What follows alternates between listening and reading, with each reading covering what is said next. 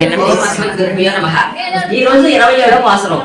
ఈ పాసురంలో స్వామి ఆశ్రితులనే కాకుండా తనని ద్వేషించే వాళ్ళని కూడా తన యొక్క కళ్యాణ గుణాలతో తన వైపు తిప్పుకుంటాడట.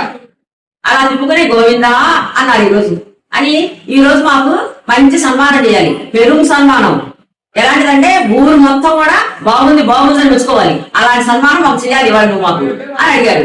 సన్మానం అంటే ఏంటంటే చేతికి కంకణాలు, చెవలకి కన్న పుష్పాలు, మరి పైన పెట్టిన మాటీలు ఉంటాయి, ఆ మాటీలు, భుజాలకి భుజకీర్తులు, కాళ్ళకి పెట్టిన ఆవరణాలు, పట్టు చీరలు, ఇంకా ఏమేమి ఉన్నాయో మాకు తెలియదు. అవన్నీ కూడా మాకు ఇవాళ నువ్వు ధరించాలి చేయాలి, నువ్వే మాకు ధరింప చేయాలి.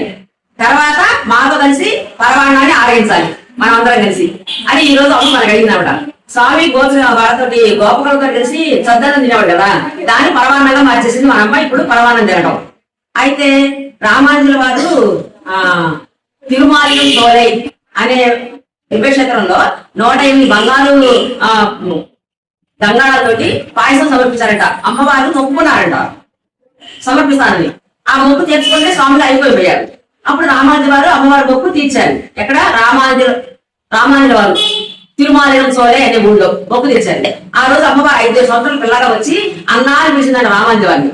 అందుకని రామానుజుల వారి అష్టోత్తరంలో గోదాగ్రజ అని వస్తుంది ఒక నామం, అందుకని వస్తుంది అనమాట. ఈ పరమాన్న ఎవరైనా కూడా మనం మొక్కుంటే మన భర్త తెచ్చాలి, లేకపోతే పుట్టింటి వాళ్ళు తెచ్చాలి. అందుకని అన్నాన్ని పిలిచింది. ఆయన పుట్టింటి తరఫున ఏమన్నా మొక్కుని ఆయన తీర్చాడు కాబట్టి అన్నాన్ని పిలిచింది అనమాట. ఈ పరమాన్నం ఎంత భోగ్యంగా ఉండాలి? మనం తింటా ఉంటే ఇక్కడి నుంచి నెయ్యి కారాలి, మోచేతి మీద నుంచి నెయ్యి కారాలి, అంత భోగ్యంగా చేయాలి ఈ రోజు పరమాన్నం. అది ఈ రోజు విశేషం అనమాట. తర్వాత ఈ రోజు నామం గోవింద.